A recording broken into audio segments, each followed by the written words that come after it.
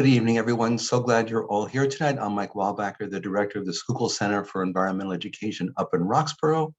Glad you're here with us for Secrets of the Solstice. This is actually a lecture I've been wanting to do for years and years, so I'm so happy to have had a chance to put it together. Happy winter. Today is the very first day. We'll talk about that in just a few minutes. So today was the first moment of winter. Winter is here. Happy winter. Before I get to the lecture, just a couple of introductory thoughts.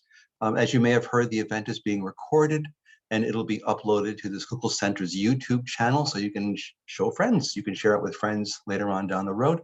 And actually, we've done a number of these. More typically, we've been doing Thursday Night Live conversations over Zoom. And we just finished a fall series and had wonderful talks about monarch butterflies and a whole lot more. So those are all on our YouTube channel, so go check those out. But this is a Tuesday night. We wanted to do something special to celebrate the solstice, and so here we are. Do, of course, keep your microphone on mute. You know the drill. We're all veterans at this. Sometimes people ask for closed captioning. We've not yet been able to make that work. I'm going to figure that out. And actually, this was an older slide that I updated other portions. I forgot to read this last little bullet point. So we actually are doing screen sharing during the presentation tonight. So you probably don't want to be looking at me. You do want to make sure you're seeing the slides. So there you go. And if you're new to the Schuylkill Center, as I hope some of you are, we've got 4 miles of trails. We're on more than 300 acres of forest in Upper Roxborough. So do come for a visit. Great time to walk. Actually, we'll show you some photographs of a winter forest you can see so far, and you can see all the topography. So it's a really, really great time to come for a walk. It's a little brisk, but we've got some good hills. So on the way back to the visitor center, you'll be walking uphill and you'll be nice and warm by the time you get to the top. So do come for a walk. We're free, which is great. We are an environmental education center. We've been doing public programming for more than 50 years, since 1965, programs of all kind, like these here. School field trips, summer camp, et cetera, et cetera. So just a wide variety of programs. Schuylkillcenter.org is our website, so check out the calendar of events if you would like. We also run a nature preschool, which just finished its fall semester. Happily, the kids are on winter break now, which I'm sure they're thrilled by. Our secret weapon the last 2 school years has been that the kids are all outdoors all the time. It's pretty highly outdoor anyway, in normal years, but we've had a remarkably low caseload of COVID because the kids stay outside even in this weather, which has been really great for the kids and great for the program. We run one of the most ambitious environmental art programs of any nature center in the country, with indoor and outdoor exhibitions by artists of all kinds. The sculptor took one of our dead ash trees killed by the emerald ash borer for a show called All Fall Down. And turned it into sort of a pixelated tree at the top. So that's one of our outdoor installations. Indoors right now, Makiba Rainey has a show called Less is More, featuring those prints on either side of relatives, members of her family. It's really a wonderful show. Less is More. Come check it out in our gallery right now, from just opened into March. So Less is More. We run the only wildlife clinic in the city of Philadelphia, and one of the very few in the entire region. Here's Chris Strube, the director of the clinic, who's giving fluids to a red-tailed hawk who happily was released. They've had a tough spell during COVID because it's put the brakes on their volunteer program. They're trying to slowly and cautiously rebuild volunteers. If you're interested, you can go to our website for that. But also they've been working really hard. So the staff have been working really hard on taking care of something like 150 species of animals have come to the clinic over the more than 30 years it's been in operation. It's extraordinary work. And they've got lots of baby squirrels. Not now, we finally have a break. The squirrels actually go through at least 2 rounds of having babies. And one of the interesting things with climate change is there seems to be a third, or they start earlier than they used to and end later than they used to. So we can actually see climate changing by the numbers of baby squirrels and when they're coming to our wildlife clinic. That's our clinic. We have a great volunteer program. You can also sign up on our website, so do check out our volunteer program. Here's the Philly Fanatic a couple of Earth Days ago in pre-pandemic times, clearly helping us plant trees. Next year, 2022, is a year of restoration. We're going to be doing a lot of tree planting, so we hope you'll help us out. We also are a membership organization. Our members are just wonderful supporters. They get early advance notice of programs like this. They get exclusivity to some programs. They get a great deal in our gift shop as well.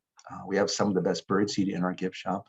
Of any place in the region, great birdseed. So do check that out. If you need some last minute Christmas gifts, hey, come to our gift shop, get your nature-based stuff. But you're here to celebrate the solstice with us. So glad, as we mentioned, today is the first moment. And we'll sort of get into the connection between the solstice and the holidays and why a nature center might be talking about that. Because you'll notice there's lots of things out in the world right now around the solstice. So Christmas lights like these. This is the Miracle on 13th Street. That's extraordinary South Philly phenomenon. Love going for a walk there. It's just unbelievable what that neighborhood does. But Christmas trees, both inside houses and outdoors in public places like city halls. So you've got these sort of nature-based things with lots of trees going on.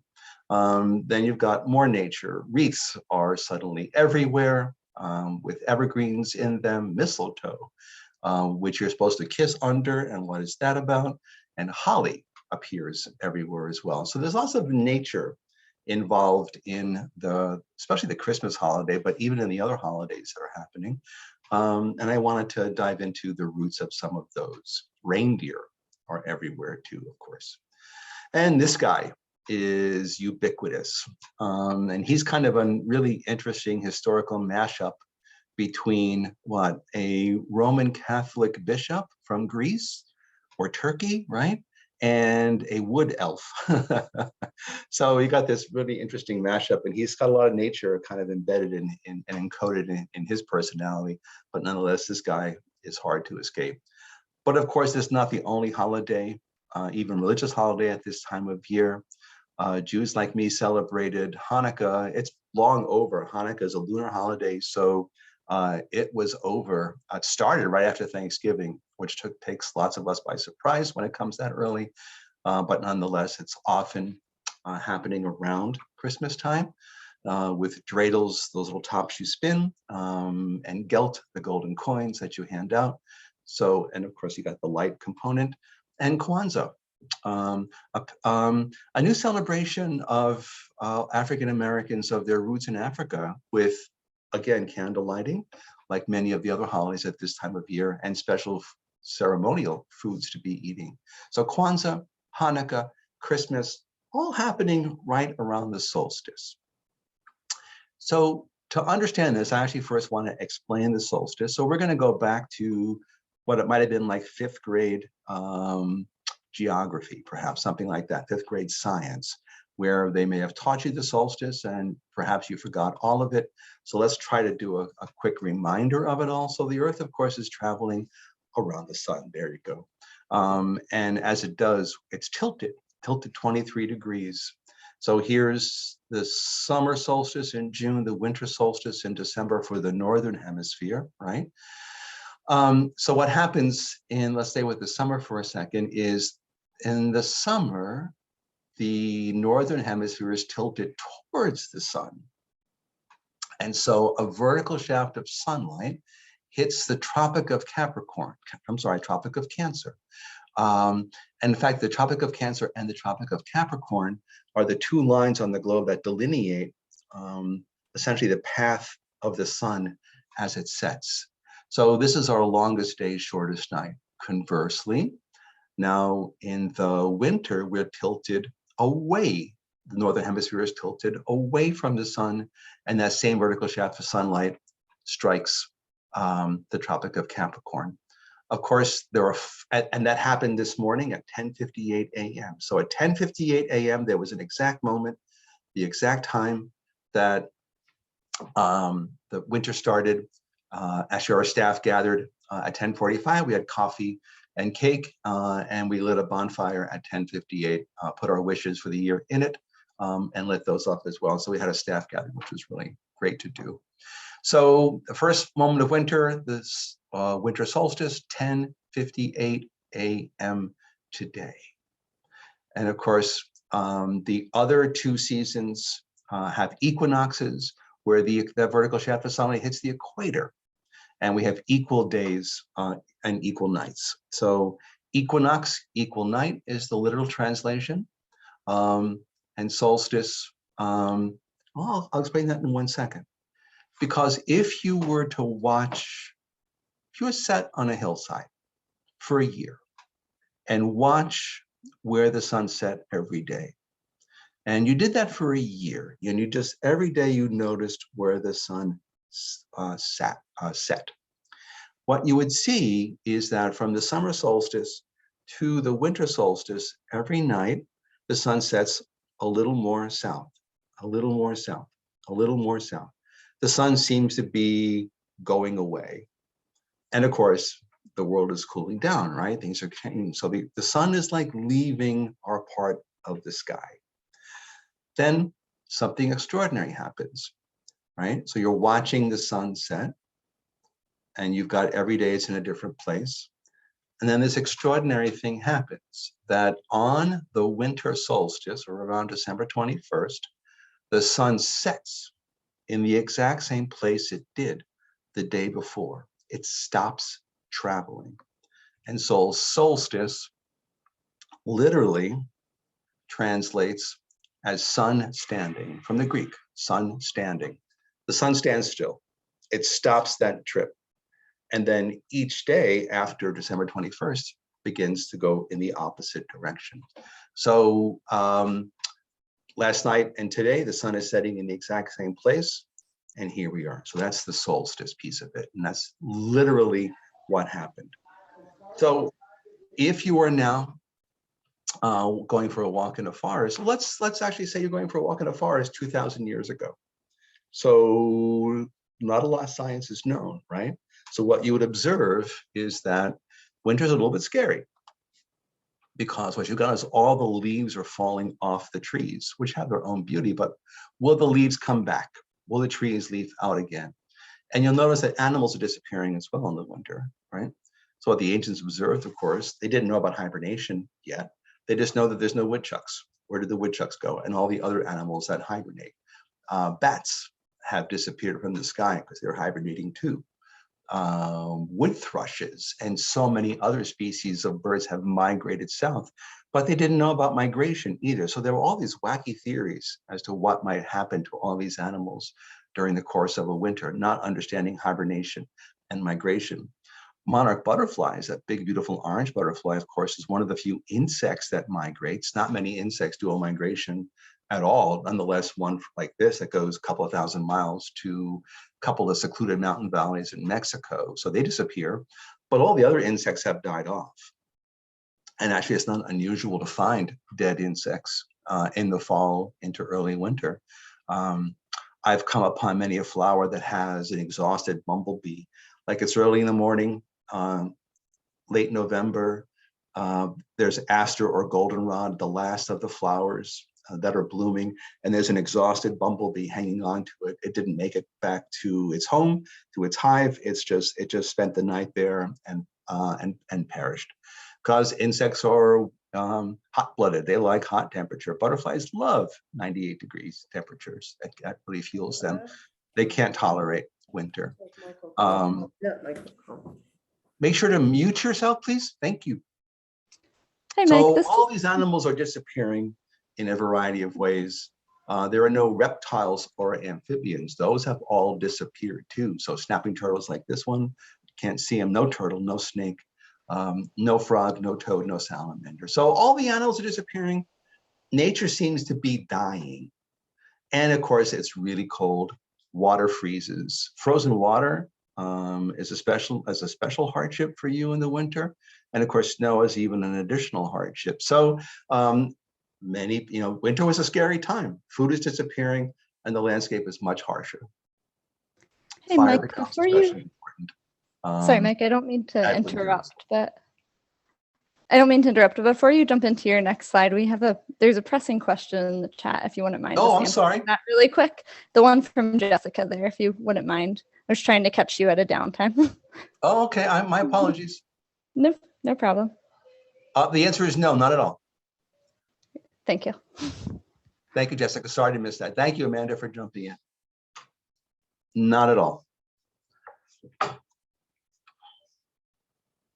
Great question. And I'll be especially even more sensitive to that. Thank you, Jessica. All right. So nature seems to be dying.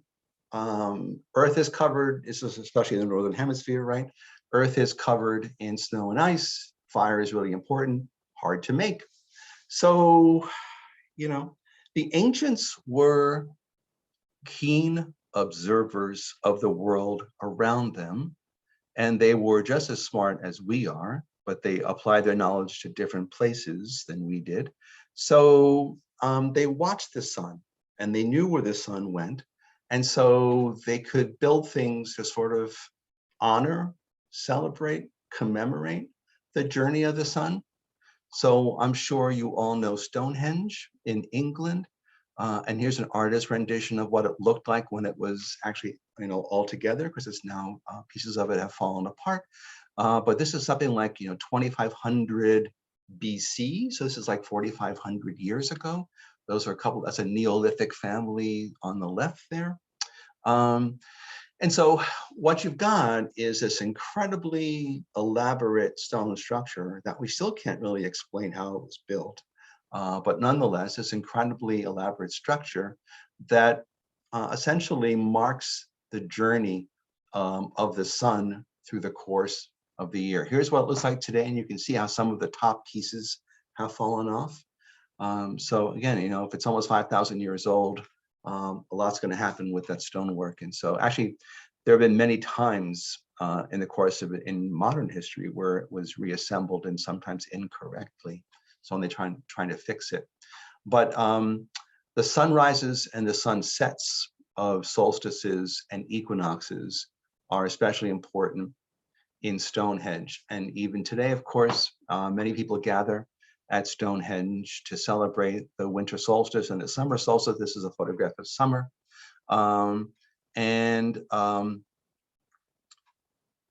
no, I'm sorry, they were in dressing coats. That's winter, my apologies. And so you got a really eclectic combination of people coming in, people who identify as Druids or as pagans or as Wiccans, or just curious, people who are curious about what this is, come to sort of commemorate the winter and summer solstices. But they might not be doing it right, as historians are figuring out. Let me show you what's going on here. So here's a diagram of Stonehenge when it was all assembled. And these stones here are called triliths, 3 stone. So it looks like the old pi in math, right? The symbol pi. And way up here is a heel stone, way at the top. Oh, here it is the heel stone.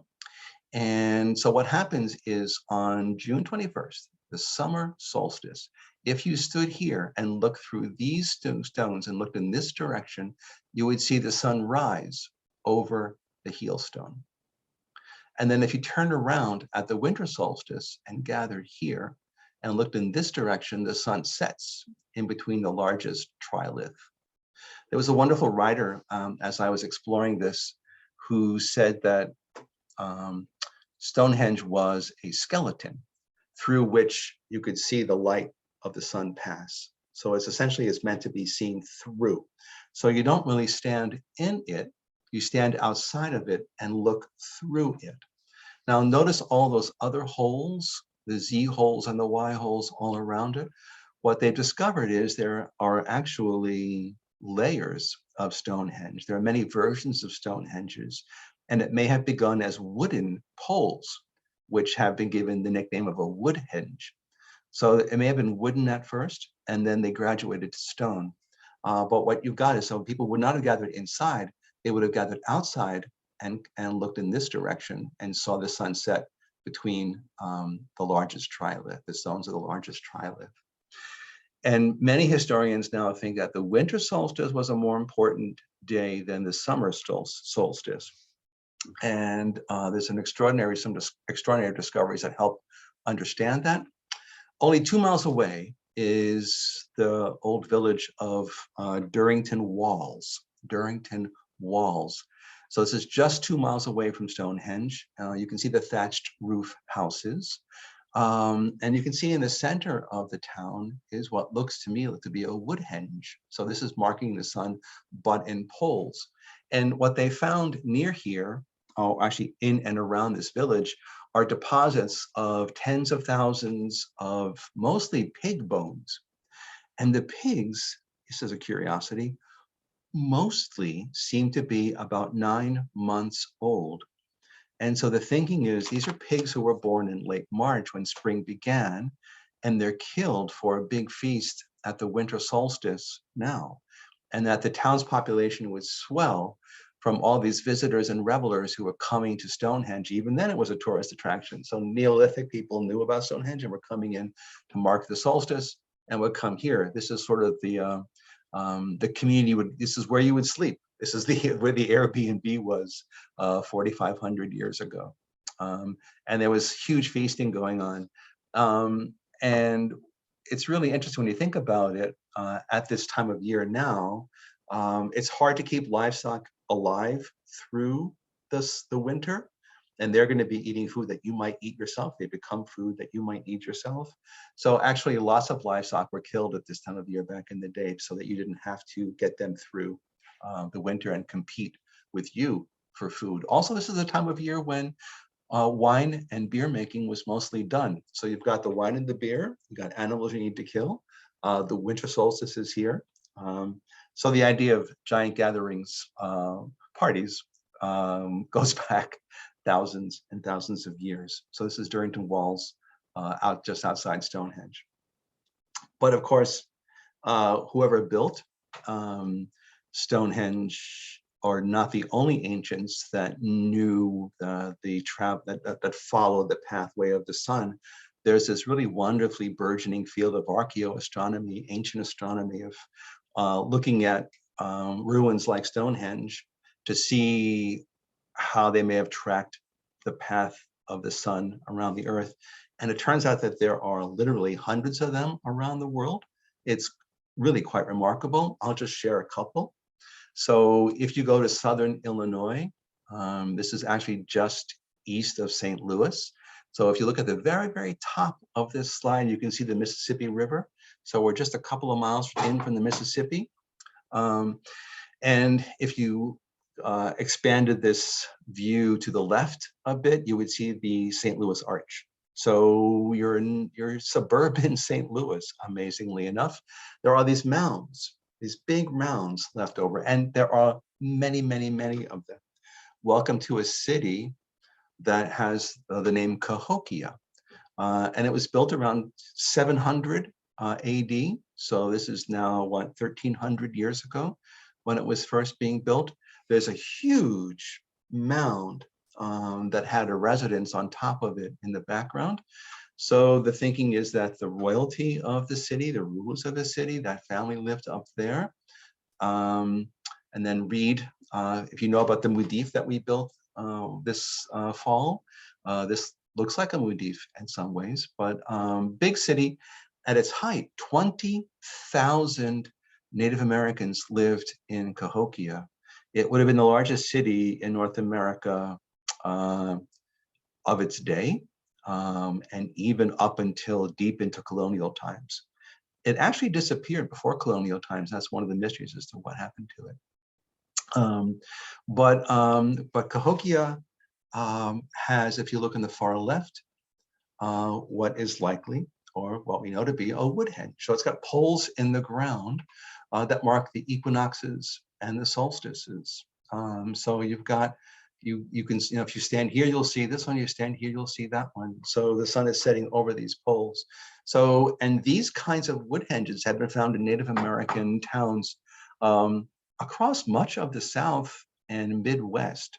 So this construction was discovered and then replicated across a huge swath of the United States. So we have just incredible numbers of wood henges in Native American cities across Southern America and into the Midwest.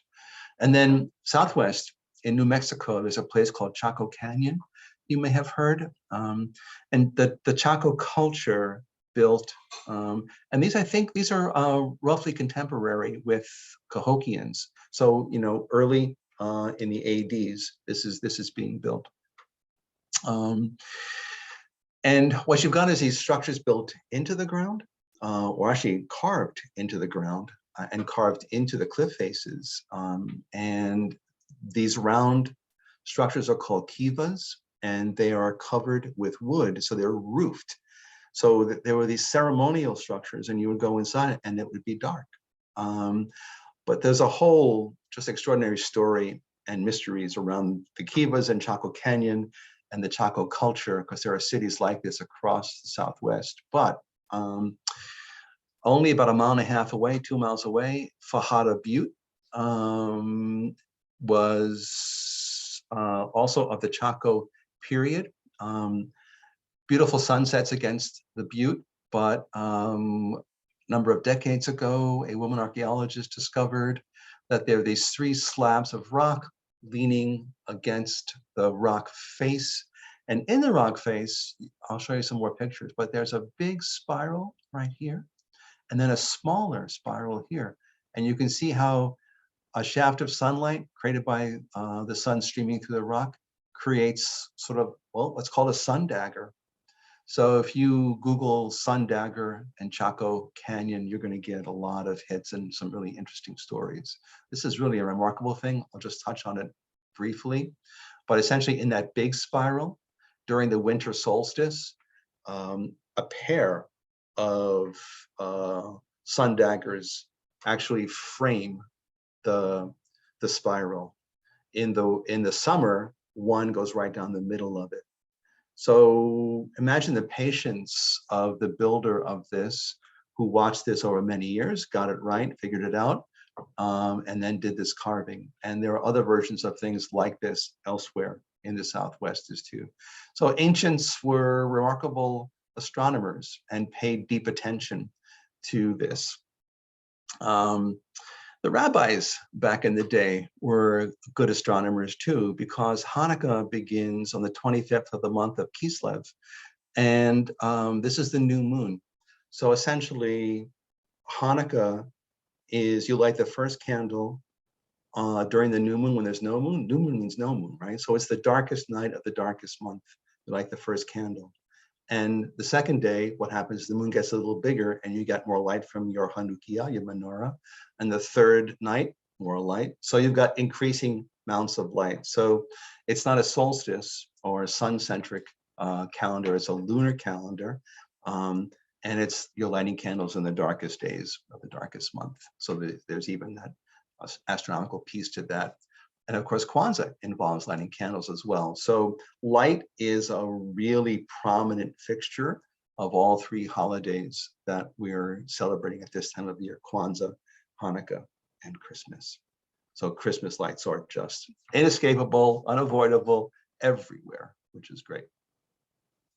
And so people at the solstice would gather all across the world. In every culture, there were special solstice stories. And in fact, some stories were held only for the winter. So this is a painting of a Native American tribe living up in the Pacific Northwest. And for them and for many Native American tribes, Native American nations, you didn't tell these stories until the winter. So winter is when you've got long nights and little hunting to do, right? So winter is a time to tell stories. And so I actually would save up the stories specifically for winter. So in many Native American cultures, this is a time to begin telling those wonderful stories. So there are solstice celebrations across the whole planet. China today celebrated Dongzi. I'm sure I'm saying it wrong, but there's a good try, which translates as winter's extreme.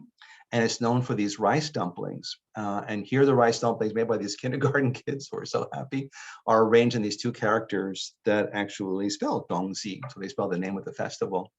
And they're white rice, puffy rice dumplings with black sesame paste inside. So it kind of celebrates what you've got is in yin yang, you've got the white, right, with the black dot in the center. So if you cut that, it kind of looks like a yin yang or a half of the yin yang, right?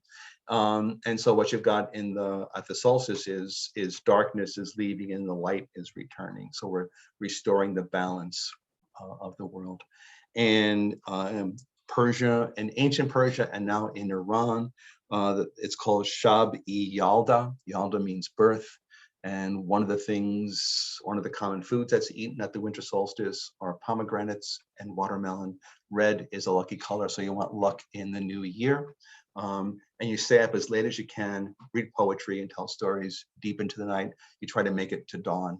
So in Shab-e-Yalda, you try to make it, you want to see the dawn, first day of winter.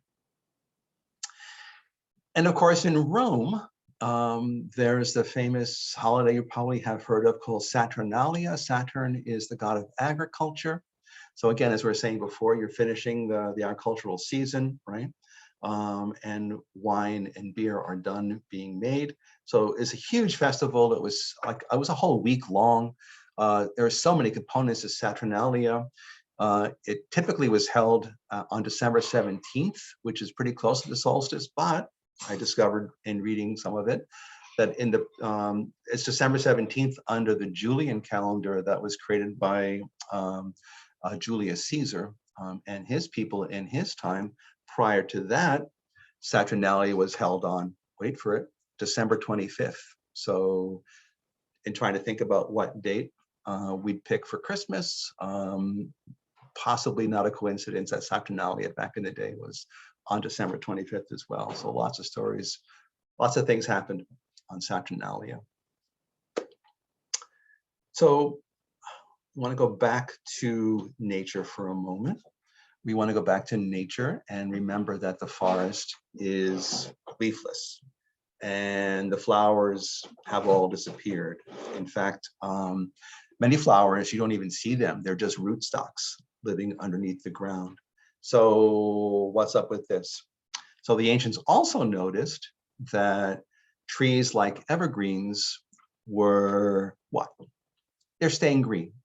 They're just saying, we're not going to die. They're flouting their power. They've got magical power, right? Because they're not dying like everybody else. And of course, for you and me living in a more science-based world, what we know is that the broad leaf of so many trees is actually dangerous for a tree in the winter because that broad leaf will freeze on cold days. And then it becomes essentially harmful to the tree. You can't keep the weight of those frozen leaves on you, so you shed them. So it's mostly because of water, and that water freezes, that deciduous trees lose their leaves. What happened with evergreen trees, with many of these, is that the leaf evolved into a needle that has almost no surface area, and that has a waxy coat. So it's hard for water to evaporate out of it. So the tree can keep its needles and keep photosynthesizing all winter long. But the ancients noticed, hey, this tree it's not worried about winter. It doesn't need, it's got something special going on. So for hundreds, if not thousands of years, people have been bringing evergreens into their houses in one form or another. And the most recent form, of course, is the Christmas tree that so many people have in their houses at this time of year.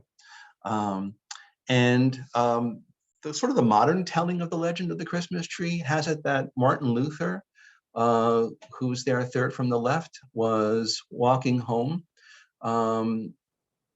near a forest in Germany in 1563 and looking up at a beautifully starry sky and just noticed the twinkling of the stars. One of the nice things about winter is there's no humidity in the atmosphere, so you get really clear views of the sky. And he wanted to capture the twinkling of stars inside his home and got the idea of, I think they may have already been putting versions of these trees, but he got the idea of putting candles on it. So the legend of Martin Luther is that he was the first one to think of putting candles on a Christmas tree inside a house. And that evolved, that morphed into what we do currently. So that may or may not be true, that Martin Luther actually did this, and that he may have been the first one, but the legend is attributed to him, which you will see that everywhere. And then in 1848, Queen Victoria and her 6 kids and Prince Albert were famously appeared in this illustration in a magazine that had them gathered around a Christmas tree with all the presents underneath and the ornaments. And this really cemented the Christmas tree in England. Now, let me back up if I'm going backwards. There we go. So Martin Luther is German. So the Germans are often credited with being the first ones to celebrate by bringing an actual tree inside. If you remember your history, Queen Victoria married Prince Albert. He's German. So he brings that tradition to England, and it's captured. Actually, Queen Charlotte, a few generations before, did the same thing. So actually, some people say Queen Charlotte got short shrift in this story. That it's actually she, who's also German, who brought the tree to England. But Prince Albert is often given the credit with this. And this illustration is often giving credit. Washington Irving goes to England in the early 1800s and writes a story about their Christmas traditions for a very popular piece that is printed across the United States. And so many Americans begin adopting English customs in part because of Washington Irving. So lots of that, lots of interesting people involved in the whole Christmas story. Of course, the ancients being frugal, as they were, everything had to be used. When they brought the tree inside, they often would cut it so that it would look like a nice shape. And then they would take the leftovers and turn them into wreaths. In some cases, they make small wreaths out of them. And those small circular wreaths are the perfect ornaments. They just would sit right on the tree, just make a little circle and it goes right on there. You don't have hooks, so it just goes on. But the wreath has morphed into its own thing. And of course, for Christmas, it's been adopted in part because the circle is symbolic of eternity, of never ending, of infinity. So you've got that piece of it added as well. But of course, the use of a wreath and the use of a tree predates Christianity. And then we come to holly, which is often associated with Christmas. And it's one of the reasons why Christmas is green and red, as they sort of become the official colors of Christmas. So holly says to pine trees and fir trees, I'll see you staying green in the winter, and I'm going to raise you 2 things. Number 1, I'm going to be a broadleaf tree and still keep my leaves.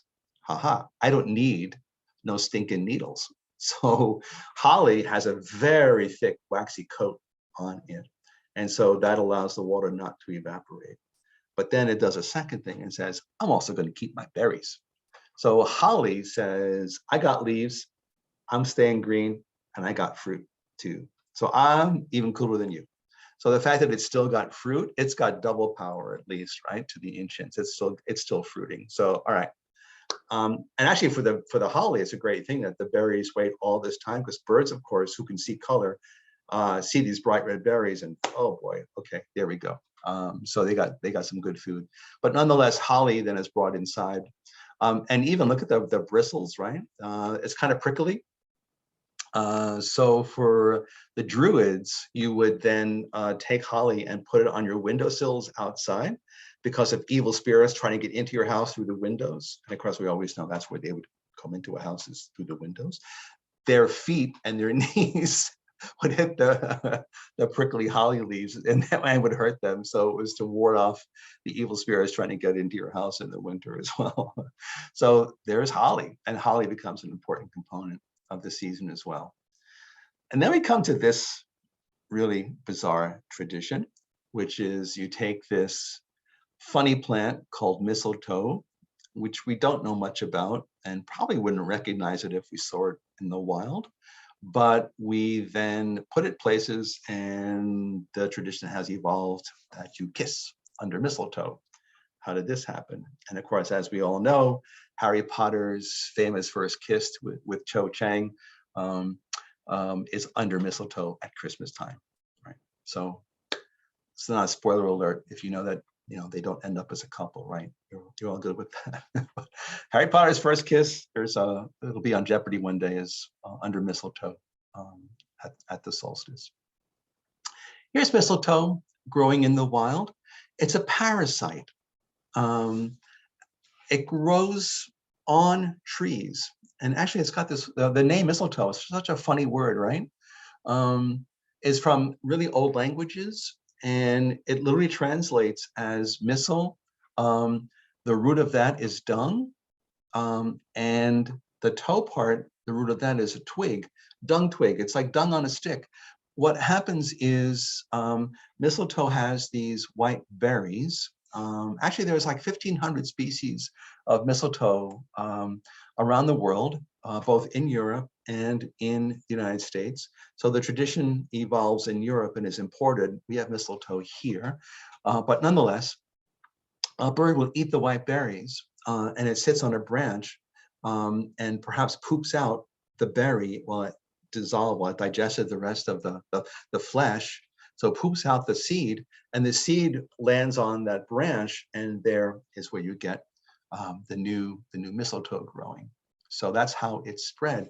And so it's a parasitic plant in that the roots grow into the branch of the tree, and so the mistletoe is stealing essentially the nutrients from the tree itself.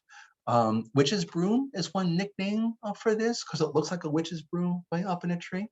So here's mistletoe, and here's the white berries. And then, all right, so how do you get to the whole kissing part of the story?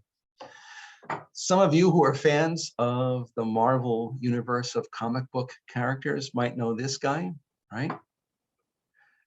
This is Loki of Norse god fame. I don't think this is how Loki is traditionally pictured in some of the old woodcuts back in the day, but nonetheless, this is what Loki looks like from Marvel Comics. Loki's brother is Thor, mother is Frigg, who's given us the name Friday, father Odin, right? So he's part of that pantheon. There's another brother besides Thor. Thor gave us Thursday, by the way. So there's another brother in the group called Baldur, who's incredibly handsome. He's the handsomest of the group. And Loki, of course, is jealous of this. And Frigg talks to, oh, well, Frigg, by the way, is played by Renee Russo in the movies. I know you were worried about that. So there she is. And actually in the movies, they call her Frigga. They add that A to make the sound less harsh. Instead of Frigg, she's Frigga, which is fine. So what happens, there's multiple versions of this story floating around, and it's hard to know which of these is the actual right one. I'll read this one to you.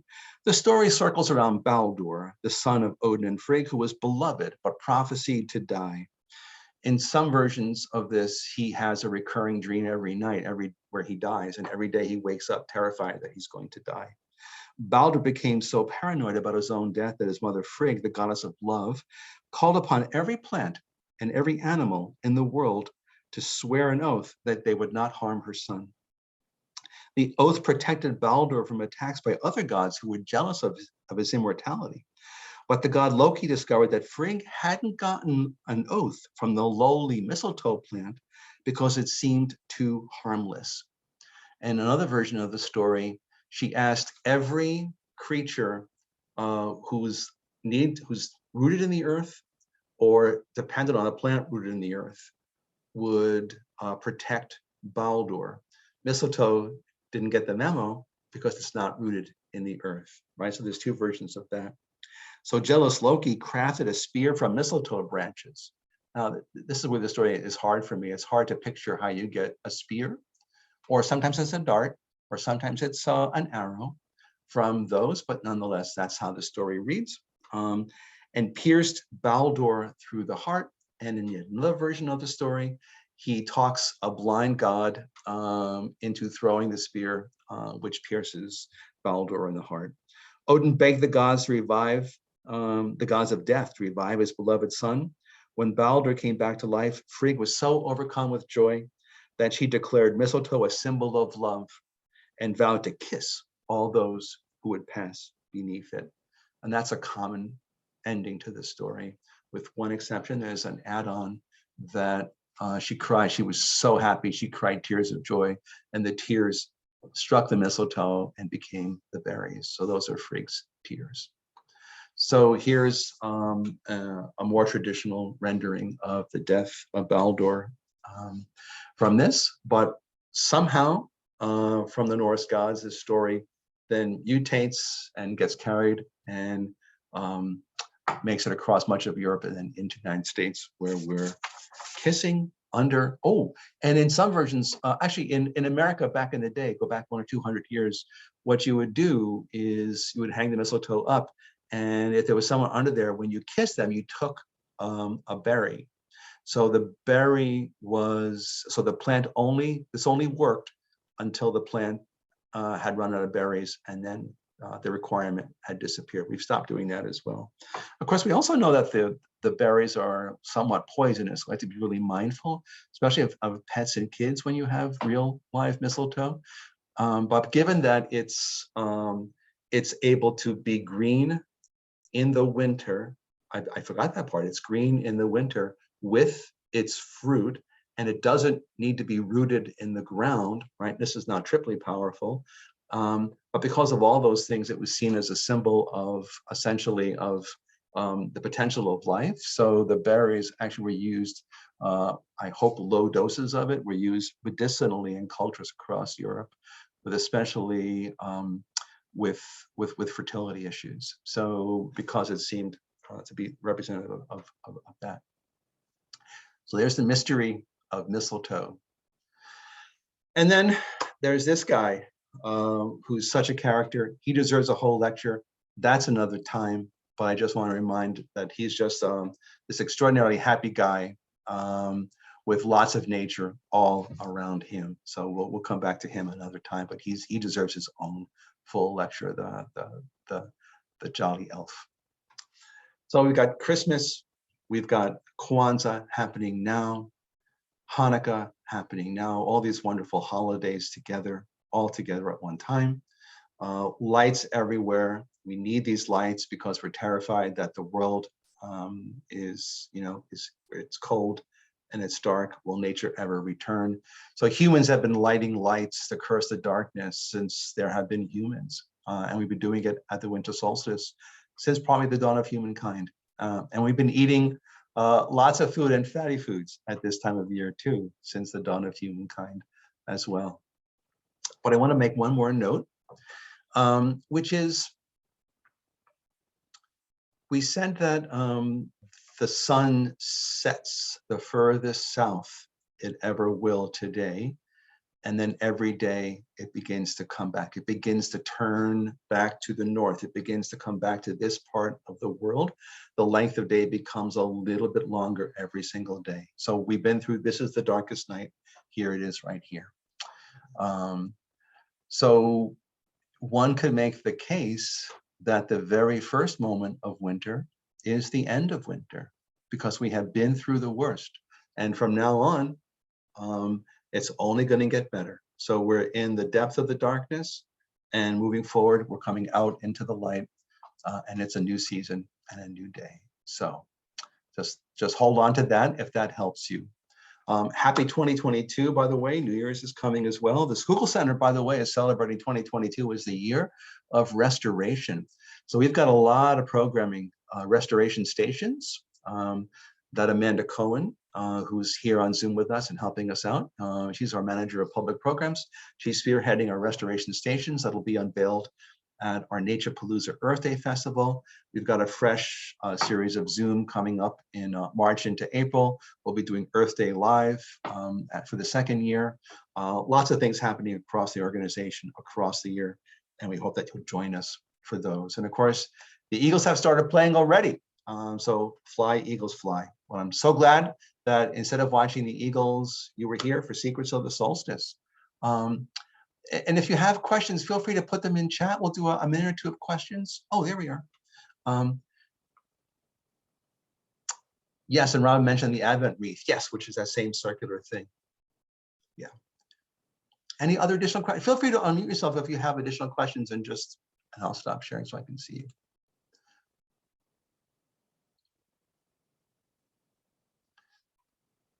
Any questions for anybody? Happy to answer. If not, feel free to unmute yourself and wish everybody Merry Christmas, Happy New Year, Happy Solstice, happy anything you want to give. Happy holidays, Happy Kwanzaa. Feel free to as you sign off, to jump in and offer a holiday greeting.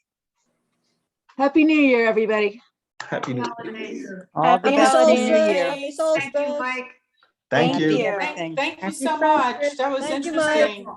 Thank you, everybody. It was great. Thank you. I have a Thanks a lot, question. Mike. It was great. I have a Thank you. question. Yes. How do you get there once you take SEPTA? Is it a long walk? Yeah, SEPTA's really, yeah, we're hard to get to from SEPTA. Sorry about that. So there are buses right on Ridge Avenue and Ridge and Port Royal is a stop. And then it's like Upper Roxborough. So we're in Upper Roxborough. We're only about a half a mile from White Marsh Township. So we are, we're beyond Domino Lane where the big towers are. So further out. And then, yeah, we're about a mile walk from the bus stop. So that's been a chronic problem of ours, unfortunately. Oh, okay. Amanda just put in that there's Go Philly Go is a website that folks use to get to us. So there's numerous ways to get to us from Go Philly Go. Oh, okay. Thank you. You're very, very welcome. Thank you. And Miriam, your son Jacob wants to know how many days are there between the winter solstice and the summer solstice. Jacob, you should do the math. If it's half a year, what do you think? See if you can do that math. A year is 365 days. Divide that by 2, and that should be your answer. Right? 6 months. 6 months. It is exactly 6 months. Exactly. Good job, Jacob. Thank you. Thanks. Happy holidays. Happy holidays. Happy holidays. Thanks, everybody. Good night. Thank you, Thank Amanda. you. Thank That you. was great. Thank you. Thank you all. All right. Bye. Bye-bye. Thank you. Thank you.